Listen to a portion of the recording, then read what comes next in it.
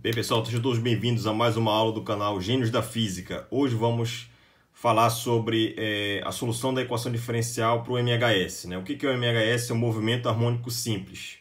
Então, aqui, inicialmente, eu vou mostrar alguns exemplos onde aparece o MHS e falar da equação diferencial, da frequência natural de oscilação de alguns casos e focar em dois métodos de resolução da equação diferencial do MHS, que é o método Ansatz, que é o método Schütz, e o método de transformada de Laplace. Tá? Então, gostaria que você ficasse comigo até o final, se inscreva no canal e ative as notificações para que você receba elas ao mesmo tempo que são publicadas. Tá? Essa aula é direcionada para os cursos de graduação de Física e Matemática. Alguns itens dá para aproveitar e usar no ensino médio. Tá? Então, vamos lá. Então, no movimento harmônico simples, pessoal, no chamado MHS, então onde é que ele aparece? Então, na física, pessoal, em muitos sistemas físicos, esse tipo de movimento ele aparece, ele surge. E aí é fundamental você conhecer, você saber identificar e resolver essa equação diferencial e obter a solução da posição em função do tempo desse tipo de sistema. Então, aqui nós estamos vendo aqui o pêndulo de torção. Então, o pêndulo de torção está aqui, ele está orientado nos três eixos x, y, z, e aí ele está em rosa e você gira ele de um certo ângulo, gira no plano xy. Quando você gira de um certo ângulo φ, esse fio aqui inicialmente ele vai sofrer uma torção e ele vai depois girar. Isso se assemelha muito com aqueles carrinhos de... aqueles carros, brinquedos a corda, quando você dá corda, lá dentro da corda tem uma mola helicoidal que você vai torcendo ela e quando você solta, o brinquedo anda. Então, em primeira aproximação, para pequenas variações de ângulo, você vai ter um comportamento tipo MHS, tá? Então, aí, olha só, então você pode aplicar a conservação do momento angular, o torque resultante é menos K sobre φ, aqui a lei de Hooke para a rotação, onde esse K aqui é a constante de torção, φ é o ângulo, a variação, e aqui é o torque resultante que está sendo atuando no corpo. Então, se você aplica a conservação aqui, a equação, a lei de Newton para a rotação, você vai obter a equação diferencial que é φ dois pontos, a segunda derivada do φ no tempo, que é esse φ aqui, mais ω0 ao quadrado φ igual a zero. Esse ω0 é a frequência natural de oscilação desse sistema. Ele é a constante de torção, e o momento de inércia desse corpo que você está torcendo, que você está girando aqui, tá? Então, essa aqui é análogo à lei de Hooke, que nós temos lá que força resultante é menos kx, só que aqui é a lei de Hooke para rotação, o torque resultante é menos κφ.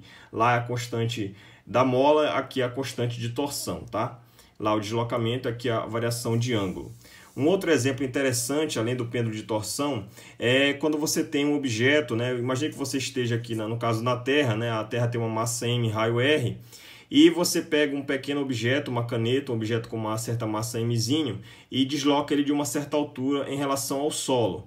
Então, se fosse possível, que é complicado esse tipo de situação que eu vou colocar agora, mas se fosse possível abrir um furo, de fora a fora, de uma extremidade à outra, oposta, passando pelo centro da Terra, se você fizesse, se fosse possível isso, que tem a questão do núcleo, o magma e tudo mais, tem uma série de questões que dificultam esse tipo de procedimento, mas se fosse possível fazer um furo, um furo cilíndrico, perfurando aqui a Terra, passando pelo seu centro até atingir o outro lado da Terra. E se você soltasse um objeto de massa m, próximo aqui, bem próximo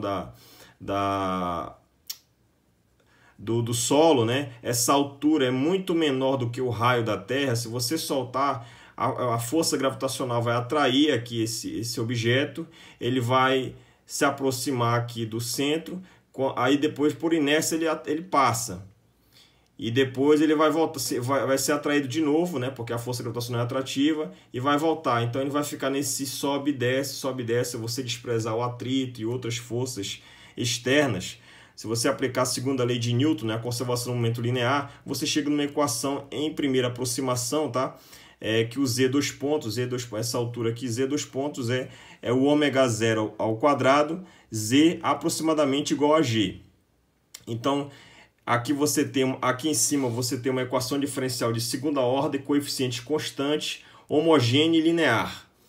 Aqui você tem uma equação de segunda ordem, coeficiente constante, não homogênea e linear. Então aí você tem que resolver a parte homogênea, que é igual a zero, e depois a parte não homogênea e somar a solução da homogênea mais a particular. No caso aqui você tem um polinômio de ordem zero. Então, tirando esse termo aqui, né, se G fosse considerado igual a nulo, você tinha aqui em primeira aproximação a solução. Essa solução da parte homogênea é a solução de um oscilador harmônico simples, né, um MHS, onde ômega zero é raiz de 2Gm, né, a massa da Terra, dividido pelo raio da Terra. Né? Aqui você pode fazer a associação desse resultado com a velocidade de escape, você pode manipular aqui plenamente esse resultado. Tá? Então isso aqui é uma outra aplicação de MHS no caso do campo gravitacional. Um sistema massa-mola horizontal, né, que é o comum que nós vemos aí, uma massa atrelada com uma mola, né, numa parede. Todas as situações, pessoal, são sem atrito, tá? Não tem atrito. Então aqui não vai haver atrito na base, né, a constante da mola é K, e você puxa um certo deslocamento horizontal, né, da mola e solta. Esse objeto vai ir para a direita e para a esquerda e assim sucessivamente. Sem o atrito, você vai aplicar aqui a força resultante é menos kx, né? É uma força do tipo elástico, você vai ter a equação diferencial que é S, x2 ponto mais ômega zero quadrado x igual a zero. E aí ômega zero é raiz de K sobre M. K é a constante da mola e M é a massa do bloco.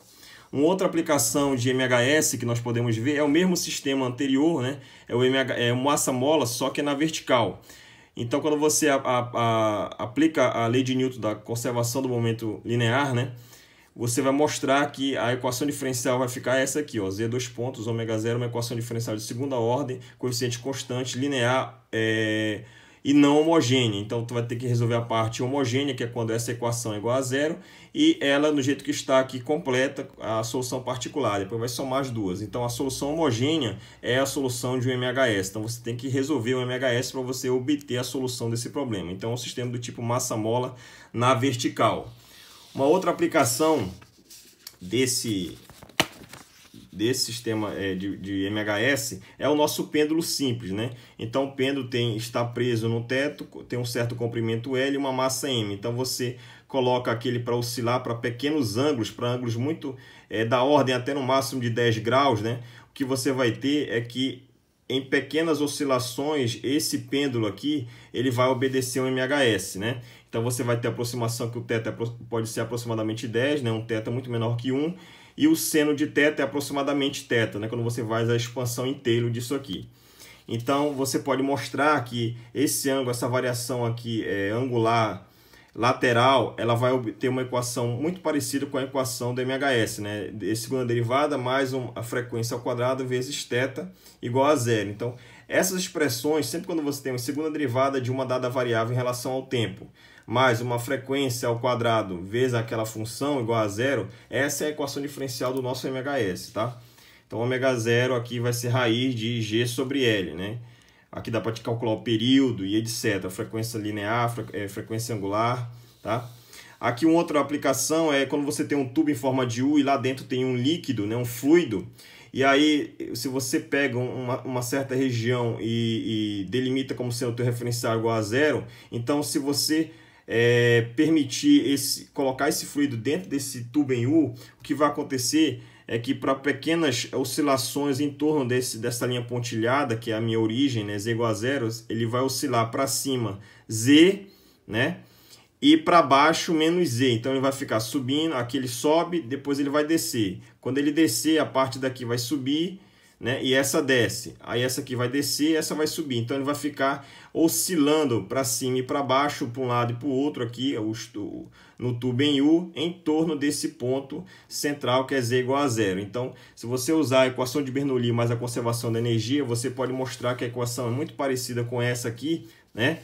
Onde o ômega zero vai ser raiz de 2G sobre L, ou seja, esse tipo de uma espécie de MHS no tubo em U, né, em oscilação, esse L é o comprimento de toda essa coluna de líquido aqui, daqui até aqui, tá certo? Então, você pode mostrar que essa frequência de vibração é exatamente a frequência do pêndulo simples quando o comprimento dele for exatamente a metade, né? Quando o comprimento dele for exatamente a metade, a frequência do nosso tubo em forma de U é idêntica à frequência aqui, né? Perdão, você pode extrair aqui da frequência do pêndulo simples. Então, se você pegar um pêndulo simples e colocar um comprimento como sendo a metade, a frequência de vibração dele vai ser idêntica à frequência de vibração desse líquido aqui de densidade ρ nesse tubo em U, tá? Uma outra aplicação interessante é você pegar o sistema de duas massas vibrantes, né? Então, se você tem duas massas que a priori podem ser distintas, tá? E atrela ela a uma certa mola, então esse sistema ele simula uma molécula diatômica, né? A molécula vibra, né? Ela vibra, aproxima e afasta, aproxima e afasta. Então, esse movimento de aproximação e afastamento, ele pode ser entendido como uma mola atrelada às duas massas. Então, você pode extrair daqui a massa reduzida, que a massa reduzida é o produto das massas dividido pela soma. E essa molécula diatômica, pessoal, você pode mostrar aqui, né, que a frequência natural de oscilação dela vai ser raiz de K sobre μ, né? K é a constante da mola e μ é a massa reduzida desse sistema. Na verdade, é uma média ponderada aqui das massas, né? É o produto dividido pela soma, está aqui, né? Aí a equação diferencial vai ser a equação diferencial aqui do MHS, que é x dois pontos mais ômega zero quadrado x igual a zero. E por fim, né, uma aplicação de MHS no caso da eletrostática é se você tem duas cargas aqui iguais, mais Q maiúsculo, distantes de uma certa com uma distância entre elas de D, né?